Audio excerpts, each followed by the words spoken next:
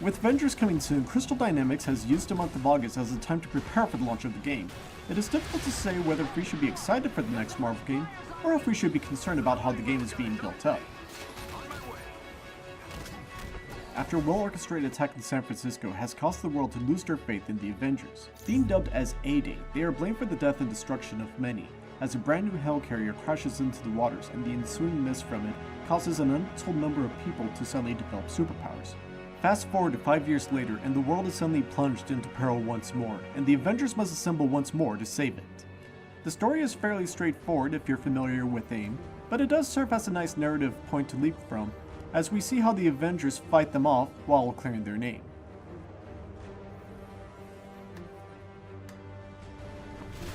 Basic controls for the Avengers are about what you would expect for a beat-em-up. You have your light and heavy attacks, and you also have the ability to jump, dodge, and counter.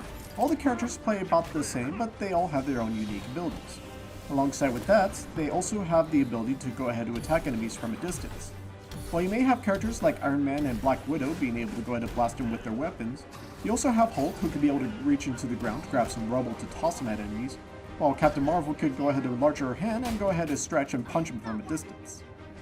If there is one thing to compliment the game on, it is how dynamic all 6 playable characters are. It would be one thing to consider all 6 characters to be cookie cutters of each other, but there is plenty of variety to go around between them. While the beta mainly showcased Iron Man, Black Widow, Captain Marvel, and Hulk, we did go ahead to see a bit of gameplay for both Thor and Captain America. Thor utilizes his hammer in a variety of ways, from combo attacks to being able to toss it at enemies. He could be able to use it to pin enemies to walls so that they're out of the fight, and he could be able to continue fighting with his bare hands. Meanwhile, for Captain America, it does seem that he does play a bit more defensively in comparison to the rest of his team. He could be able to throw his mighty shield around to bounce off walls and enemies, while also being able to fight in hand-to-hand combat as well. If you're looking for a character who could deal as much damage as he could be able to take, look no further than the Hulk. Because of how much he stands out, the Hulk does take quite a bit of damage during missions. Thankfully, he does have a rage mode that allows him to not only hit harder, but also allows him to recover health as he's doing so. The other brawler we have on the team is Miss Marvel. Her main power is the ability of shapeshifting, which allows her to transform her body to do things like stretch her arms out to grab on ledges, to making her fist bigger to punch the enemy with. While Black Widow may not have any particular powers of her own, she does have the knowledge of espionage in order to get the better of her enemies. She could use a combination of tonfas and kicks to be able to attack the enemy, while she could also use her grappling hook to traverse the area and to also grapple onto enemies as a counter. For long-range attacks, Black Widow does dual-wield guns. She could also upgrade her skills so that she could be able to dual-wield machine guns and also a high-caliber handgun. Depending on the situation, Black Widow can be able to shuffle between these 3 options so that she can be able to take care of enemies from a distance. Finally, we have Iron Man. Besides his ability to fly around and punch enemies, he also has access to a wide variety of projectiles. Whether if he uses the repulsor blast, lasers, or missiles, Iron Man does feel like he's the most versatile character in the cast.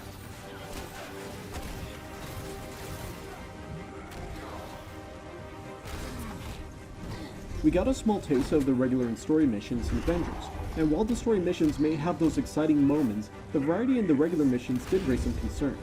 It can be fun and exciting to fight on the Golden Gate Bridge with everything exploding around you, but then you may find yourself in an open area for you and your heroes to run around in, where the end goal is basically get to this location and complete the objective.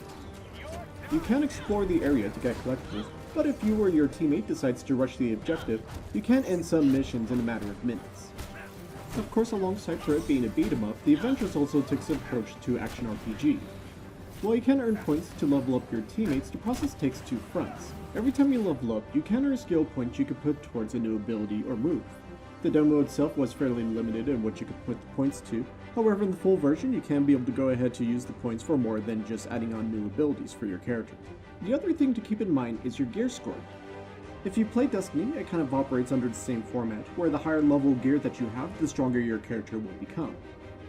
This is important because if you try to go into a mission where if the gear score is much higher than yours, you will likely go down in a couple of hits while you will be taking forever to take out regular enemies.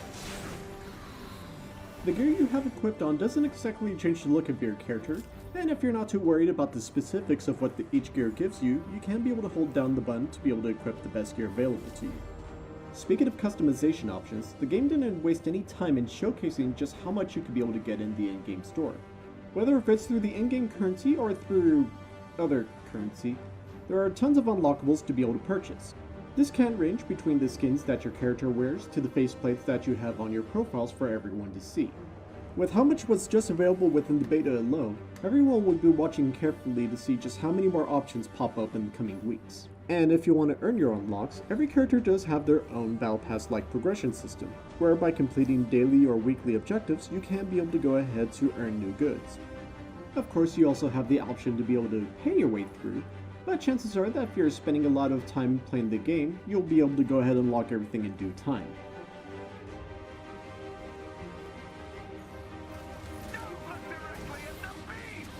Overall, it would be safe to say that the game has left many feeling fairly optimistic, but also fairly concerned as well. It was fun running around as our favorite heroes beating up the bad guys, but it does go ahead and get rather repetitive within the regular missions. Between the structure of the missions, how the post-game may be handled, and what could be done with the in-game purchases, it's going to be hard to say if players may go ahead and stick around to see the additional content coming, such as for new playable heroes. Still, we'll find out how well the full game will stack when Avengers launches on PlayStation 4, Xbox One, PC, and Stadia on September 4th, with next-gen versions coming later this year. Are you excited for the upcoming Avengers game? Do you think that they will fix the issues that came up with the beta? And could the game get a bit too repetitive with the way that it's structured? Be sure to leave your thoughts down below and stay tuned with us here at Culture Gaming for more videos on all things happening in the gaming world. Take care and stay safe out there.